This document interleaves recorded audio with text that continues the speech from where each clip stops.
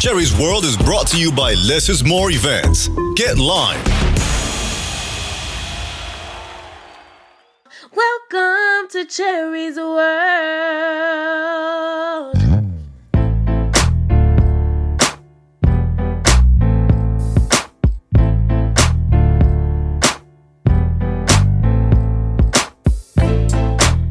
Cherry's World. This week we are going to talk about gentrification.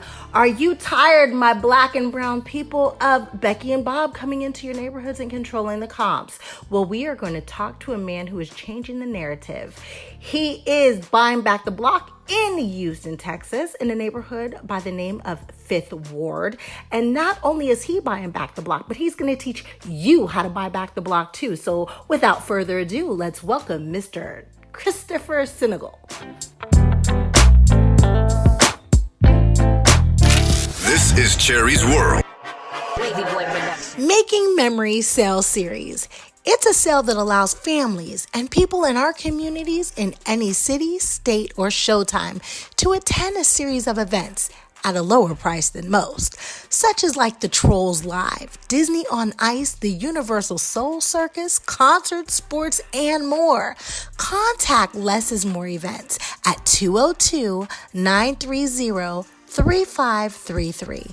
Again, that's 202-930-3533. Visit the website, getlimetickets.com. They're on social media, Facebook, IG, Twitter. Less is More Events. Get out and lime.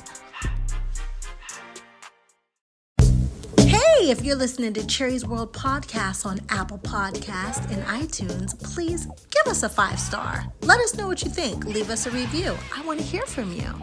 Thank you. Would you like to advertise on Cherry's World and have your product placed on Cherry's social media for the world to see? Email us now at cherrysworldpodcast@gmail.com for low introductory rates.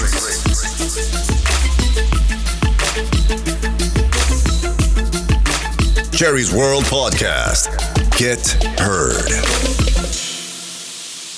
Welcome to Cherry's World.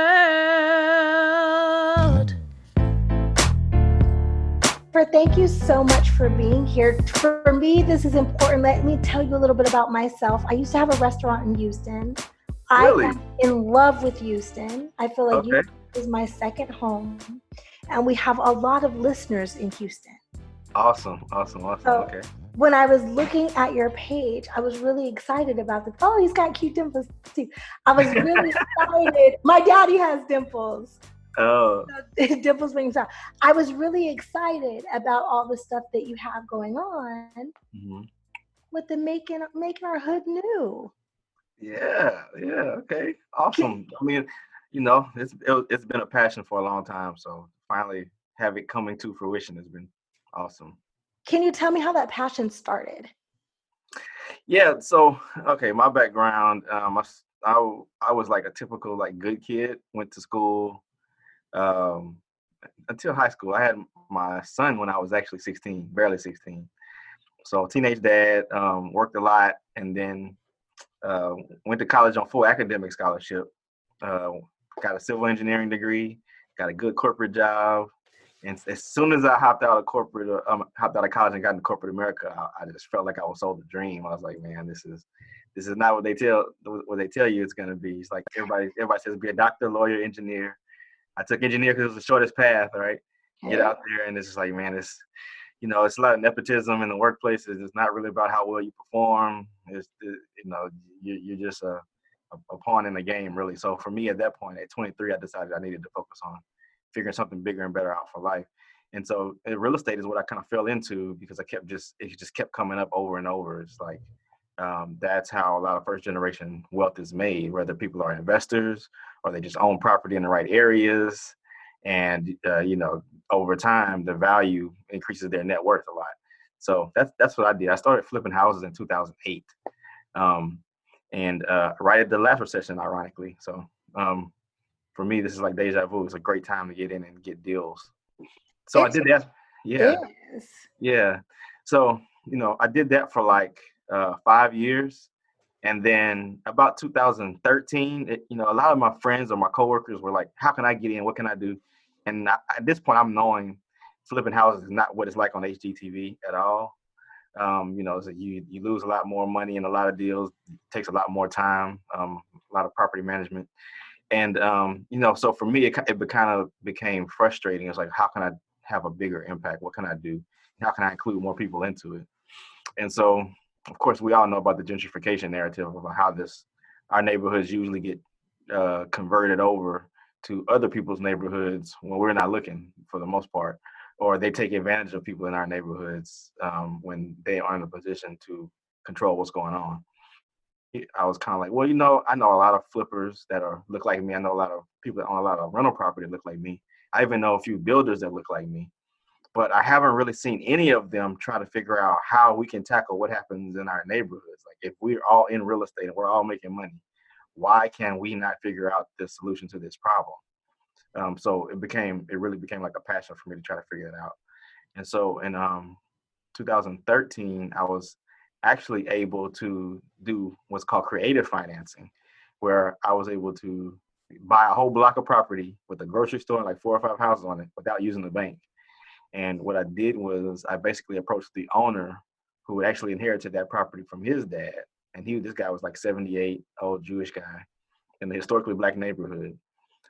His dad had owned like 26 blocks, and he acquired all of them like in the late 60s, early 70s, like after desegregation, when a lot of us left the neighborhood because we had the right to go live in other people's neighborhoods now. That's a side of our story that we don't really talk about too much. But that's when a lot of other people came in and bought up those neighborhoods. And the only people that were left there were the ones that couldn't afford to leave after desegregation. So they're all long-term tenants of these folks. And so for me, I was able to talk him into owner financing it to me. So I gave him 10% of the purchase price, which was crazy. I don't know where you live, but I was able to get a whole block of property for $450,000 here, and only coming out of pocket $45,000. Yeah, you ain't doing that in California. Yeah, I know. In certain markets, that's crazy numbers, but it's all about the regional location.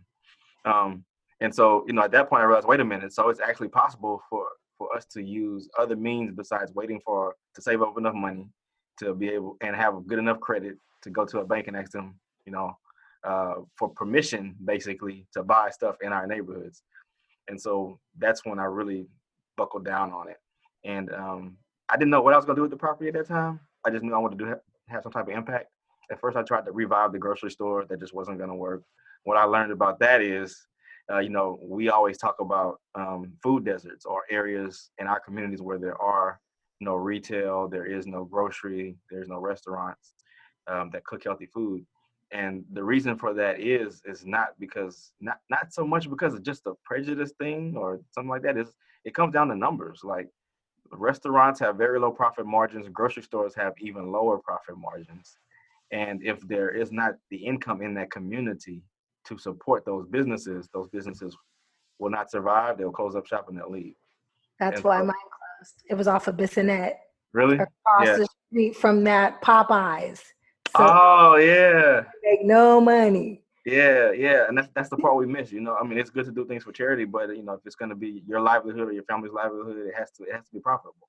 Yes. So for me, what I did first was instead of spending a lot of money trying to fix the property up, I just did parolee housing. So I figured that was the first group I could help, because the people that have felonies, especially, it's very hard for them to find anywhere to live when they get out of prison. So I took only non-violent people. Most of them had been in prison for longer than 10 years. So I would just rent them out rooms, and they would pay $350 for the room, all bills paid. And part of their parole was they had to keep a job, they had to keep a place to live. So they were very low maintenance tenants, believe it or not. Like, most people would be scared to have them as tenants, but they were great. Matter of fact, most of them had trades. They were like carpenters, electricians, plumbers, all these trades. So they can help you out. So anything that happened on the property, I just drop off supplies and materials. They would fix it for free. They were just happy to have somewhere to live, somewhere stable. That's awesome. The parole office loved it. And eventually, like 2016, redevelopment started in Fifth Ward, and I saw that other developers that didn't look like the community were coming in, and they were building houses and they were selling them quickly, like without even having to list them on the internet as they were under construction. People were buying them. And so for me, it's like, okay, now it's my opportunity to take this to the next level. So I let my property manager actually take over my parolee program. I found her another property that had like 5 houses on it. And I did the same thing. I helped her owner finance it from that seller. And so she took over that program. And after that, I was able to start putting a plan together to do something with this block of property. And so for me, the first thing I was thinking about was, that a lot of people focus on low income housing. All that's really good. But what my focus was is, if I'm ever going to be in a position to show our community how to bring businesses back, I need to attract people that make good money back to the neighborhood, and people that look like me that make good money, get them back in the neighborhood. So, well, let me tell you, me and Courtney was both snooping around on your website, right? Courtney hit me up and he was like, yo, I'm ready to get this dude $250. yeah, He's like, I need some answers. And he was asking me, and I was like, I don't know. But we gonna ask him on Friday when he get here. yeah, So yeah. you break it down, because your investments, they go like as low as $250, $550, $750, $1,500, $2,500. I'm throwing these numbers out there because a lot of Black people don't know that they can invest with something so low. Right, and what's great is we can thank Barack Obama for that, because there you go. yeah, the Jobs Act was something he implemented, and under the part of the Jobs Act was a new tier of group investing that's called it's a tier 3 regulation. It's called regulation crowdfund, literally, where it took the same model that you would do for like a GoFundMe, but it allowed people to actually invest in real estate collectively, or any investment collectively. Before that, these things always happen, but they use big fancy word for it. They call it syndication. And so say somebody wants to buy an apartment complex, they can get 5 or 6 of their rich friends, and each one of those people have to be what they call an accredited investor. So you have to be worth $1 million, net worth of $1 million, or have made $200,000 for the past 2 years on your own to be considered accredited. And you are the only person that even has the opportunity to invest in those types of deals. Well, now there's a new tier where anybody can invest up to $10,000 of their own money into any project. So it opens up, everybody have the opportunity to be able to get in. And so I used that platform and that crowdfunding vehicle to fund my second project. So the first one was a new construction. That was the development. And that's been working. I've built 5 of them. I've got 5 young Black working professionals that work downtown that could have bought houses in the suburbs, but they understand the value of buying early in a neighborhood that's gentrifying, because there is a big mixed-use development coming, like 150 acres. I'm talking about like high-end hotels, restaurants, everything. Like that neighborhood is about to be completely gentrified. It's going to look completely different. I don't know if you remember City Center. Yeah.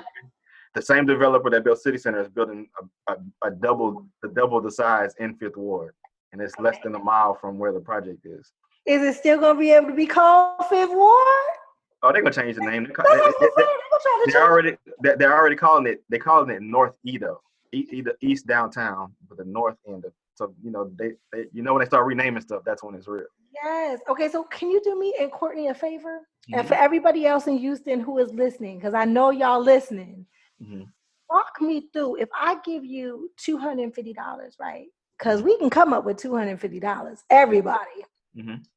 Courtney asked me something about, was there a monthly fee? Like, what's the return of investment? How does that work? Okay, so the crowdfund is specifically for the second project, which was me trying to find the solution to the second problem that we have with gentrification. It's how do we protect the long-term tenants, because they're renters, they don't actually own their property, right? And so for me, what I realized is, wait a minute, a lot of these communities have landlords that own a bunch of real estate. Just like I bought this entire block from this guy, there's other landlords that own rental properties that are still occupied. And so I was able to find, through one of my students who I teach how to wholesale, which is that they find tired landlords and people that are losing their properties, and we negotiate purchase agreements with them. So we were able to find a landlord couple that were in their 70s and ready to retire, and I was able to talk them into seller financing another whole block. To me, it's 18 houses and 2 commercial buildings. One of the commercial buildings has a restaurant in it. Other side used to be a barbershop. We're going to convert that to a coffee shop. But that 18 houses are all occupied, and the property is already bringing in like $12,000 a month as is without touching it. So I'm like, okay, this is a solid investment. And so I had been trying to figure out a way to answer that initial question that everybody was asking me, is how can I participate? And no matter what income level you're at, whether you're a teacher, whether you're a babysitter, whether you're a doctor, whatever, if you want to get your feet wet in real estate without taking the risk on of owning your own property, this is a good way for you to do it. I mean, you are actually going to be partnering with an experienced investor, and putting your money into something that is a solid investment, because it's really close to this 150-acre mixed-use development. I'm talking about like 3/4 of a mile away, like 6-8 blocks away. And it's got cash flow already, so it's already bringing in revenue. And so a lot of people that don't really understand real estate will make bad decisions on buying the wrong house, right? So the house may look nice, but and it may be in a good area, but the mortgage payment may be really close to how much you can rent it for, so you're making no profit.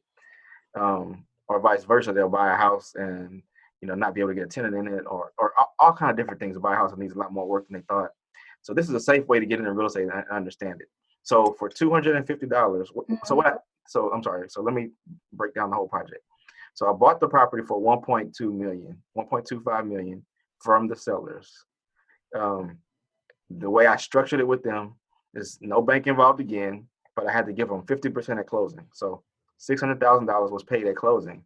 And then I told them what I want to do. They're an older Black couple. I told them I want to make this a model for how we can collectively buy properties in our neighborhoods, protect long-term tenants, and make it a group investment.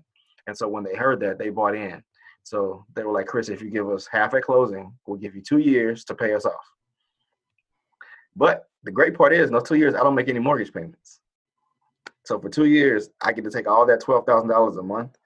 The first couple of months, I've reinvested in making the property nicer for the tenants. The next few months, I'll take that money and I'll be fixing up the commercial side to get businesses back in the vacant spaces on the commercial side, which is going to, of course, create more entrepreneurs, create more jobs in the community, and create a new point of destination for the people locally and the surrounding area, because there is no breakfast spot in Fifth Ward. There is no internet cafe in Fifth Ward. So we're going to be bringing all that right there on site. And so what the investors that come on with me get to do is they get to buy a little micro ownership share of this project. So basically the same thing they do with a company. When a company goes public, or whatever they call it, the initial public offering, they just take the business as a whole, the value of the business, and they break it up into little bitty shares, and then people buy shares. So that's exactly what I'm doing with this, taking that crowdfund model and selling shares of ownership. So it's not like a GoFundMe or something where you're putting money together to give to somebody. You are actually investing alongside me in the project and owning a very small portion of it. But there's a direct correlation between your investment and the value of the property. So if the value of the property goes up 10%, your share value goes up 10%, right? So I cannot oversell things, so I'm always trying to be very conservative. But in the area around City Center, the other project that you know about, the property values literally tripled over there after City Center was built, because that was the Mexican low-income neighborhood, Spring Branch. There's very low income up there. So this is Fifth Ward. I'm saying conservatively, even if the property value only goes up 40 or 50%, that means your $250 investment is now worth $400 or more in a few years. So is the plan now, is it initially $250? Is there a monthly fee? There is no fee, because it's an investment. You're literally just investing money with me into the project.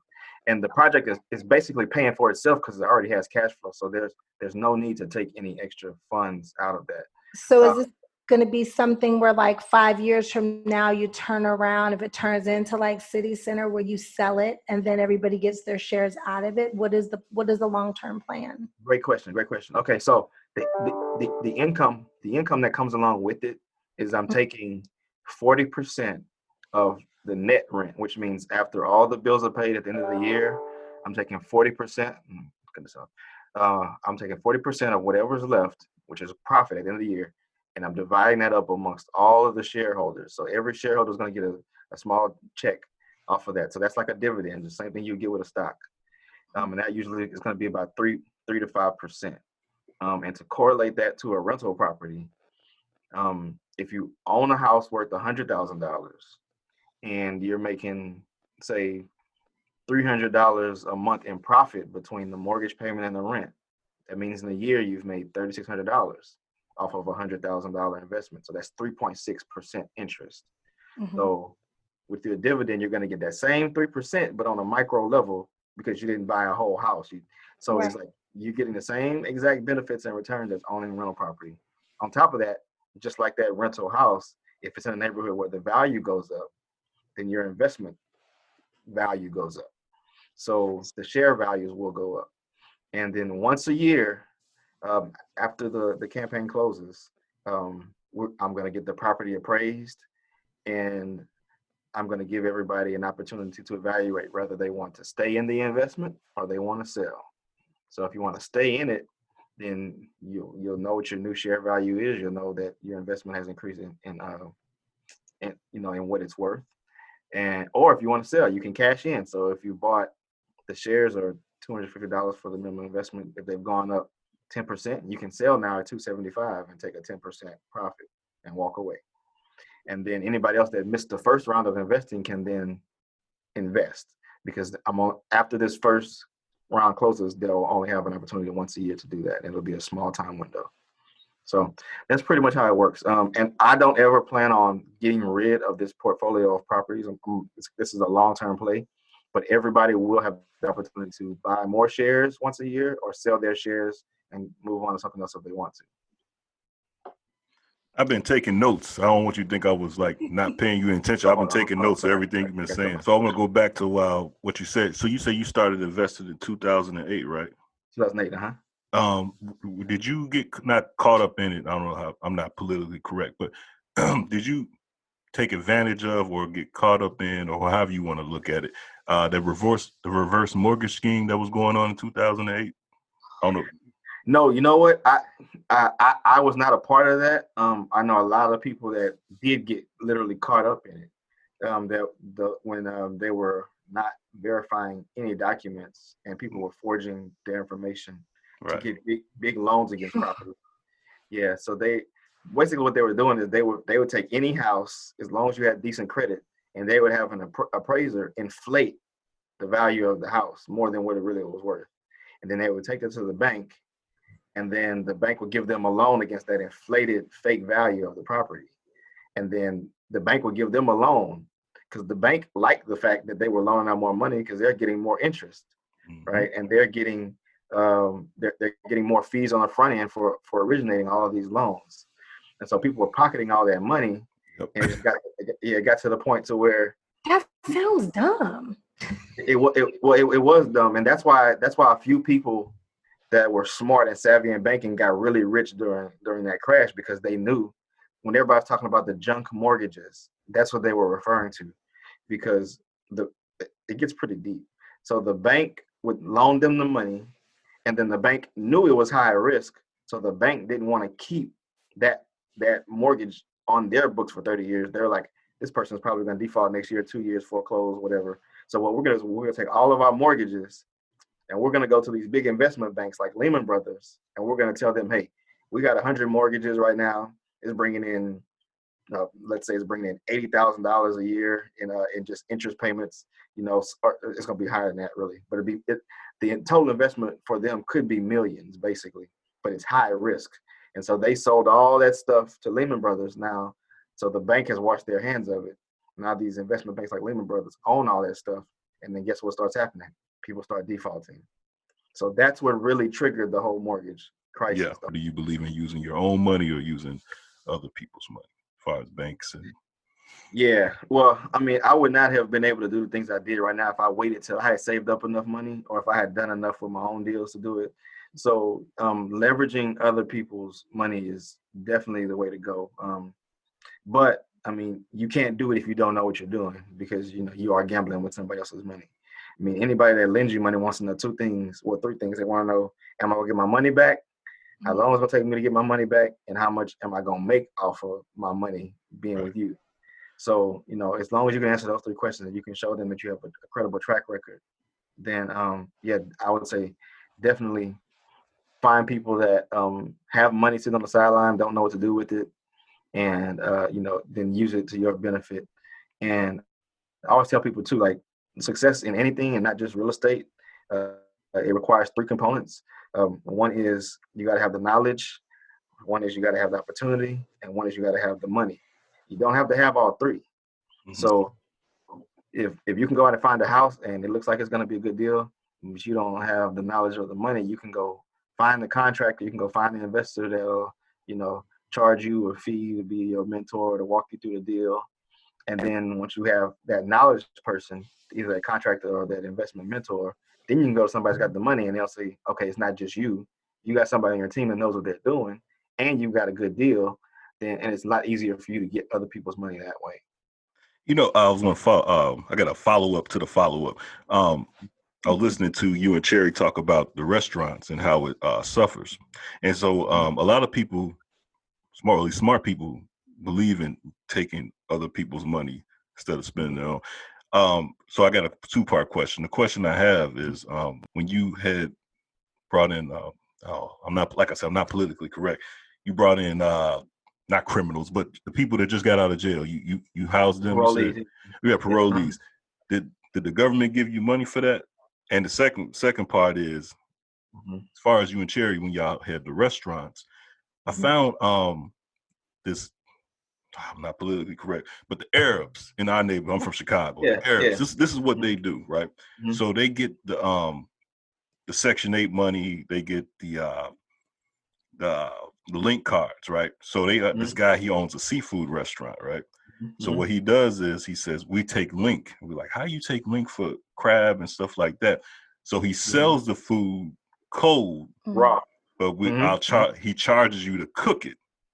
So basically he swipes the link card to get the money and he just charges you $2 or $3 to cook it. So I'm like, it's actually kind of smart because you're using somebody else's money and their guys are making a whole bunch of money. Whereas a lot of people, they default because they can't keep up, but I was like, that's smart. That's taking advantage of the system. So that's my two-part question. Did you get any money from the state for taking in parolees? And what do you think about, with the restaurants? Yeah, so Texas doesn't have like a formal, or the corrections doesn't have a formal program here to fund the parolees. Some of them would be able to get like assistance from like the Salvation Army for short-term housing plans, but for the most part, they had to keep jobs, and so it was really hard for them to get jobs too. So once they had a job and they had a place to stay, I didn't have any issues with any of them at all. Okay. Yeah. Now I've heard of other areas where it's more like, if the halfway houses are full and they have to find somewhere in the community to place those people, then sometimes the state will cover the housing for those guys. But I wasn't a part of that program. But what you're talking about, down here they call it "you buy, we fry," basically. Oh, okay. And the Arabs and the Asians do a lot of that in the low income neighborhoods. But what's so ironic about that is, I have a young lady that came by the commercial space in the project that I'm doing about to renovate, and she wants to do fresh food in a juice bar.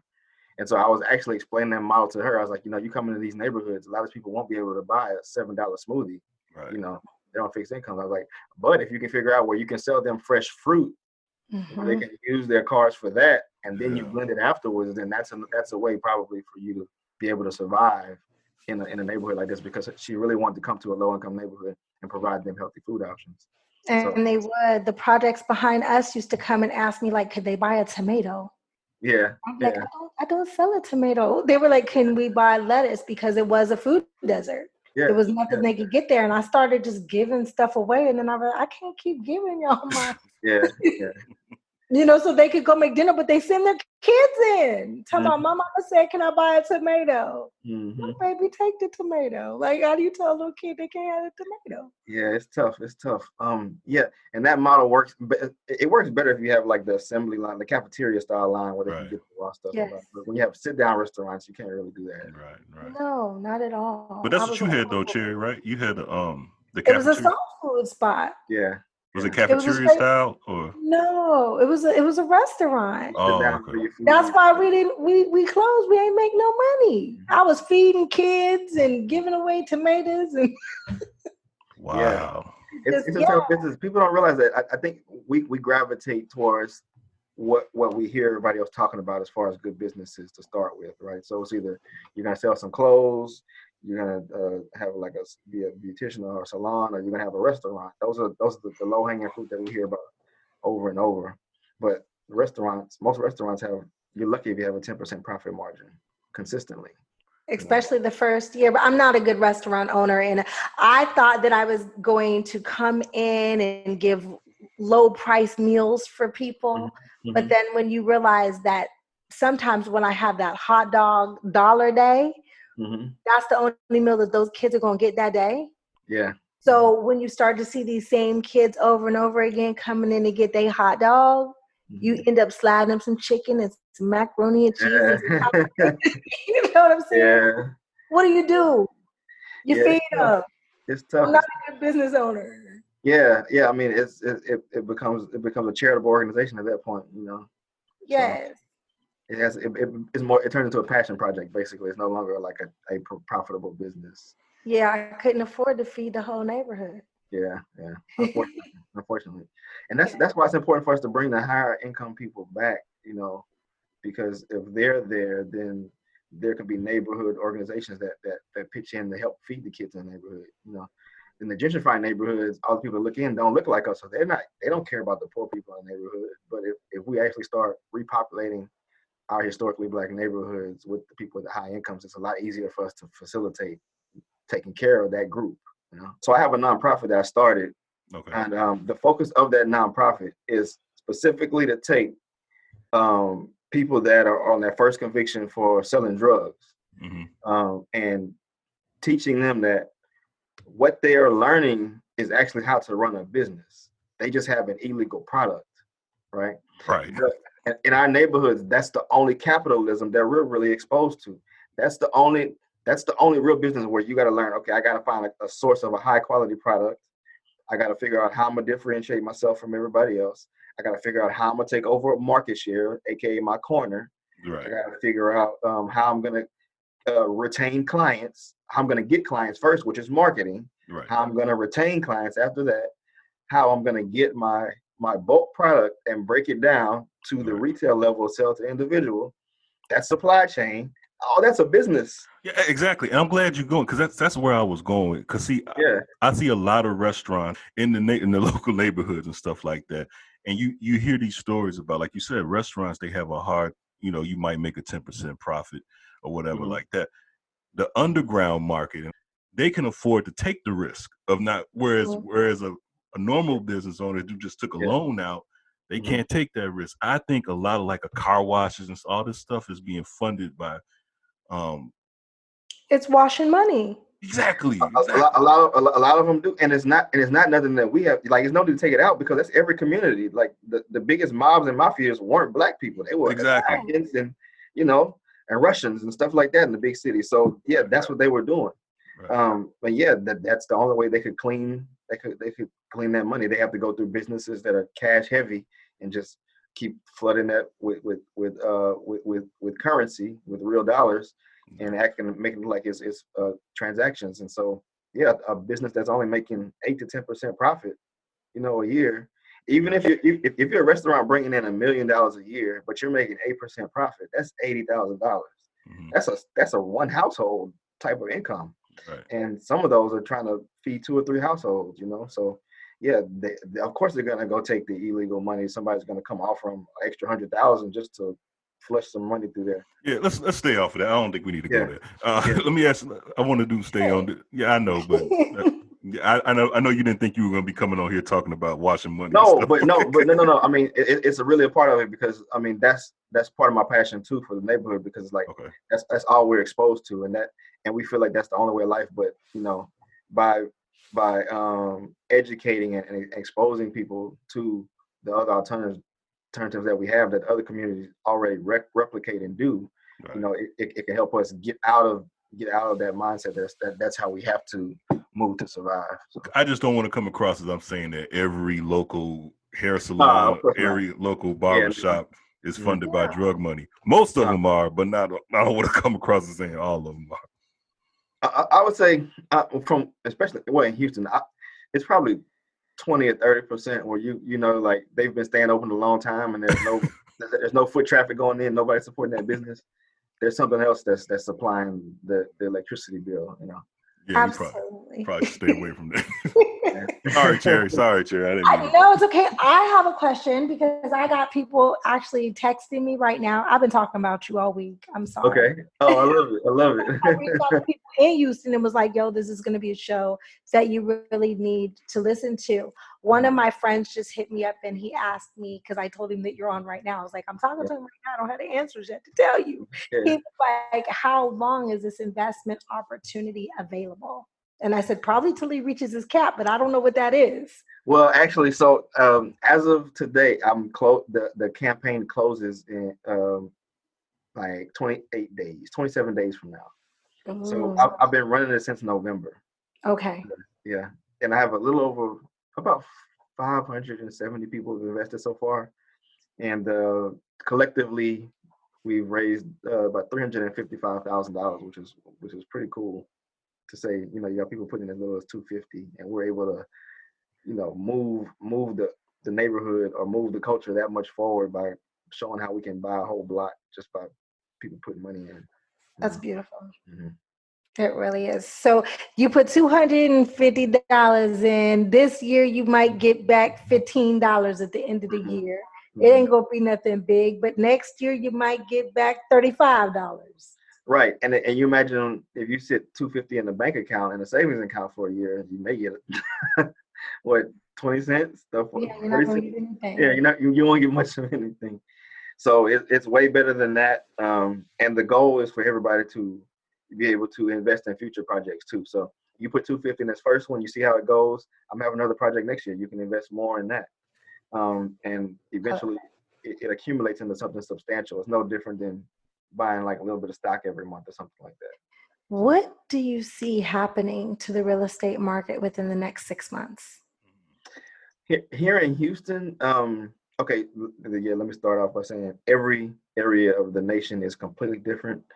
And other areas that don't have economically sustainable drivers, meaning things that can withstand this corona crisis, there's going to be a whole lot of homes that will get foreclosed on in the areas where the people no longer have employment. And that's going to be on both sides. It's going to be the people that actually own homes and won't be able to pay their mortgages even after this forbearance period is up, where they don't have to pay mortgages. By the end of this year, those people will get foreclosed on by the banks. The other group is going to be the investors that own a lot of rental property in areas where their tenants don't have employment anymore. They'll be able to hold on for so long, but then they won't be able to afford them either. So they'll be either selling them or letting the bank take those too. But for a market like Houston, we are pretty unique because our sources of employment are diverse. So we have, of course, like the medical center is a huge employer here, and of course, though that industry is booming right now, unfortunately, because of all the stuff that's going on. So those people are making a lot more money, and they're risking a lot, but they're making a lot of money right now. And so that area of housing is good here. On the contrary, oil prices are really low right now. So a lot of the guys that work in the oil sector are hurting. So I predict Houston to be kind of flat because there will be some fall off from the oil and gas stuff, which will put a bunch of foreclosures out there. But there's also going to be more housing demand as the medical industry continues to grow. And the oil thing is cyclical. You know that we don't know how long it's going to last, but there's every 10 or 12 years, there's one of these cycles where the oil prices drop. So that industry will come back. I wanted to go get buckets, boy, and just I wish we could. Yeah, put them in the freezer. I follow you now, and I see a lot of people who I know follow you, and they're not. They're part of the woke Black society. And you said something that really got me going. You said this is what's brought in by Obama. What was that act again? You said the Jobs Act. The Jobs Act. Okay. And how do you feel when you hear Black people or people in general say, Obama didn't do nothing for us? Well, all right. I'll say this: he was the first, and you can't imagine. You can't expect the first to be the bull in the china shop. People said the same thing about Jackie Robinson. If you studied like baseball, he was the first African American player.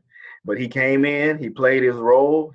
He made the other group feel comfortable enough to say, okay, we can bring more players in that look like you, the way you perform. I think if anything, that was what he was there for, more than anything. If he would have tried to do too much, Congress probably would have shut him down. They did. Yeah. So I mean, it's like they can't expect miracles, So I mean that's pretty much all. And what do you think specifically people? And I know this is not what you do, but what do you think specifically people wanted? Like when they say Obama didn't do nothing, you just gave the Jobs Act. I mean, you telling me that's huge. Healthcare is huge. So I'm like, what else do you? Everybody's talking about Trump giving out stimulus. They forgot Obama gave out stimulus at the very beginning of his election too. Come on, because Bush had messed everything up. So yeah, man. I mean, I don't know. I don't know what they expect. I think our culture, we're waiting for a savior instead of everybody trying to figure out how we can all collectively work together. There you go. And they, everybody just thought that Barack Obama was going to be the windfall for everybody. I don't know. Courtney and I earlier, this is not about real estate, but we were talking about the young man who was just killed in Georgia. And we were talking about how could we all come together and kind of demand the open racism to stop. When it comes to things like you're doing, reinvesting in our own neighborhoods, how can we pull more Black people together? Or how can we let more Black people know about things like you're doing? Black people can afford $250. They buy in Jordans. So they don't know that they could buy real estate. How do we get more of our brothers and sisters to come together and do the same kind of thing, kind of buy up these neighborhoods? I think for me, I spent years just debating with people all the time and just like talking about my vision of what I knew we could do collectively as a community. And that never worked because as intellectual of a conversation that I can have, somebody on the other side of the argument, if they're just as intellectual as me, their argument sounds just as strong or stronger. And so since what we're used to experiencing fits the other side of the argument, it's really hard for me to ever get anybody on board. So what I focused on now is having a proof of concept. We like stories. We like things that are tangible that we can actually see. Oh, it actually works. So I feel like now that I have a workable model, word of mouth and more opportunities like this, just to speak on your platform and talk about it. This is how we kind of get it grassroots, that this is what's possible. I wish there was a faster way to do it, but I really don't see anything else working. And word of mouth, is the most efficient way to market or advertise anything. So hopefully we get some bigger people with bigger platforms on board, and then they can talk about these projects more, and we can get more exposure to it. But for me, it's just about starting with the core group and showing some success, and then having that success, resonate in the community. You also said, I'm sorry, Courtney, you said that you went to school for engineering. What kind of engineering? Because there's different sectors. Yeah, so civil engineering. So civil engineering is basically everything having to do with civil life, from like roads to bridges to structural type things, highways, designing the traffic system. So you stayed in your field. Now it's just neighborhoods. Yeah, for the most part, yeah. I mean, I don't sign off on any plans or anything. Like I'm not a licensed engineer anymore, but yeah, it definitely correlated. It had its benefits. So mhm. That was my question. I know there's a lot of kids out there that are wondering, what am I going to do with my life? Yes, How old yes. is your son now? My son is 20. He'll be Oh, okay. 21. He'll be 21 this year. Yeah. He's on actually in college on full scholarship, going for entrepreneurship and finance. Oh, okay. Congratulations. How did this whole quarantine affect him right now? Well, so he's a sophomore at University of Houston, and he was working on campus as well. But they're basically all just working from home. He has a house that he got with two of his friends from high school. So they're working from home and doing remote courses on the computer. So I think they're probably enjoying it a little bit more. That's awesome. I have a cousin who had a son at Temple University, and they literally gave him like 3 or 4 days to come get everything out of the dorms. Oh yeah, Told him wow, yeah. Well, they'll thankfully he doesn't stay on campus, so that was good. That was good. Yeah, that's crazy. Yeah, crazy. What advice? We're running out of time, but what advice would you give that young college student who wants to be a homeowner one day, who might want to invest in property, who might be interested in real estate? What would you tell them? I would tell them number one, get a book. This book called Rich Dad Poor Dad it was a game changing book for me. Get that book and read it early. As a matter of fact, I made my son read it when he was 13, because it really helps you understand money more. Like we don't really understand that money is really a tool that, if used correctly, can start creating income for you without you having to work for it. Or it's not about how many degrees you have, or how many hours a day you work. You can make decisions, and these decisions will make money for you. And so once you understand that concept, it's a lot easier for you to realize how to manage your money, even if you don't have a lot of it. And the quicker you learn how to manage your money, the quicker you can learn how to make your money grow faster, which can help you buy that house that you want, or help you pick which investments to put your money in. I would also say, don't rush to buy a house, and don't just buy any house. Don't believe the hype that home ownership automatically means you made it, or home ownership automatically means that you're going to be worth a whole lot of money later. Because if that's the case, there would be no foreclosures, right? So there's foreclosures. People make bad decisions. Think life happens. So, make sure that you are putting the right people around you to help you make those good decisions. And as a home, if you're going to buy a home, the biggest advice I always give everybody is get a real estate agent that understands the market where you are, especially as a buyer. Because as a buyer, the real estate agent costs you zero, because the seller pays for both agents at the end of the transaction. The seller gives his agent 6% of the sales price usually, and then that agent has to split that with the agent that brings the buyer. So it's free. So there's no excuse for you not to do it. Don't try to buy a house on your own. People, there's a sense of pride, or a sense of obligation to put everything in both parties' names. But like you said, if one person is strong enough on their own to carry that, you should probably take that route, because it does prevent you from both being in a really bad situation. Say somebody loses their job, or something else happens where the income changes. Then you always have the other person's credit to lean on, or you can even take the other person's credit to go get lines of credit, or to be able to get another mortgage loan to buy another house if you feel like you're about to lose this one. There's so many benefits to keeping a little bit of that separated. I think that I call it social engineering sometimes. The kind of things that we're told the way things should be, and we don't really challenge them or question them. When if you really sit down and think about it, a lot of things don't have to go that way, and that's definitely one of them. And your name, so you can have one person's name on the mortgage, but another person's name. How's it work again? We did On it. the loan?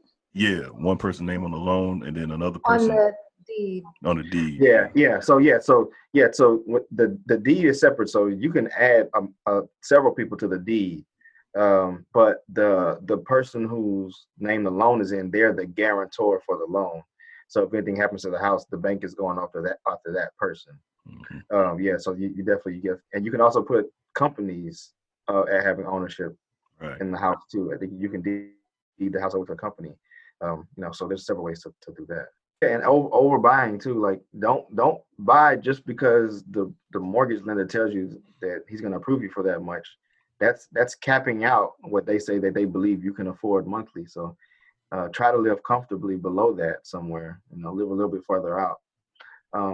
What I've seen white people do, of course, like they'll live below their means on purpose, but they'll do it in an area where they know the property values are going up, and they'll basically do what's called trade up.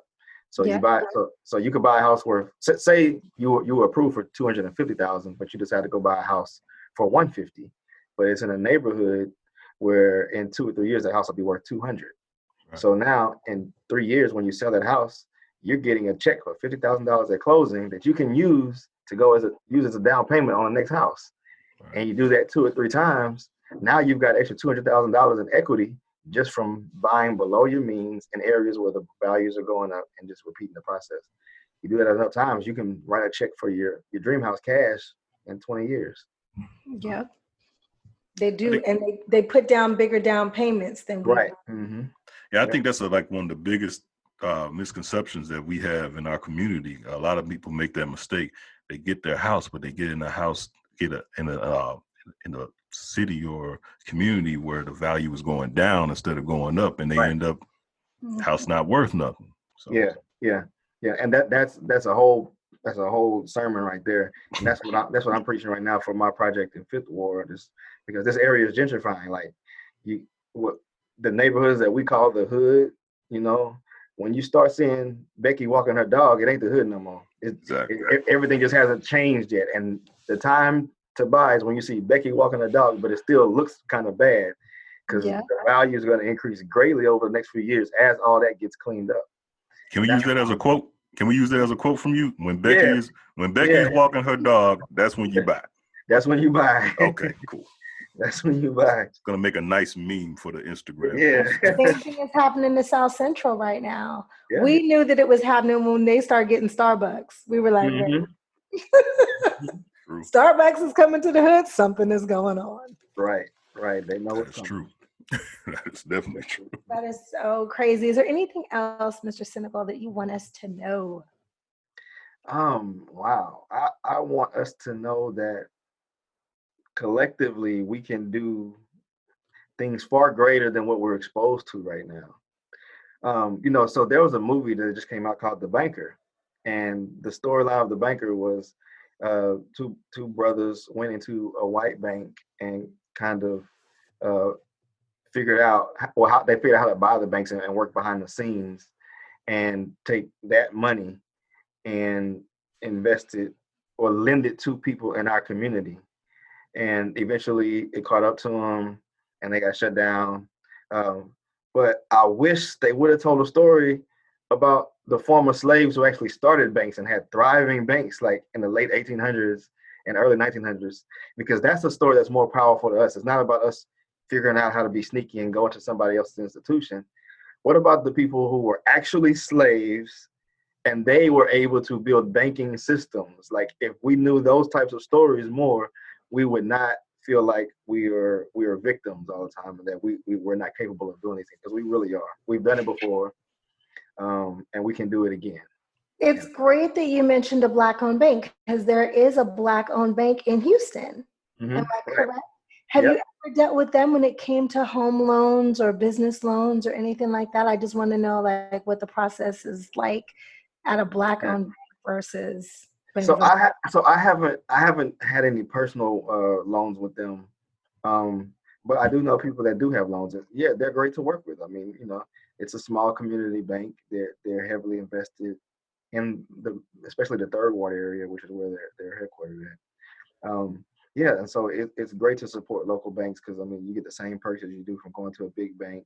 You keep the dollars in the community, and that's what we need more of. Like also the storyline of redlining, everybody knows about that, right? Where the government decided to start backing loans through Fannie Mae and all those programs, but they decided which areas they wanted to do it in, and it was the areas that we didn't live in for the most part. So that gave other people an advantage where they can get more loans. But what we don't talk about is, had we been supporting our own banks, we didn't need that system. Our own banks could have been lending to us that whole time. But we took a lot of our money out of our banks and put it in those banks after desegregation. So there's a lot of things that we could have helped ourselves that we didn't, and we need to learn those lessons and be able to move forward. That's what's up right there. I like that. All right. $250. I can't let go of that $250. Like, I go in a grocery store, you spend $250. Right. HEB done got my $250 a lot of times. Ralph's done got my $250 a lot of times. Right. All the time. Next time I go to spend $250, I'm gonna call my homeboy Chris and be like, "Hey, I got something to do with that money." Yeah. Sorry for having you talking about money laundering and stuff. I was trying to get to a bigger point, but somehow I get lost in thought. So man, it's all good, healthy conversation. Yeah. You can edit that out. Like, he edits me out all the time. I know Chris was probably thinking like, "Hey man, I come over here to talk about that." No, it's all good, man. It's all good. Thank you so much, Chris, for your time. We really appreciate you. No problem. I appreciate you guys having me on. Next project, come back. Let us know. Welcome to Cherry's World. Brought to you by Less is More Events. Get Lime.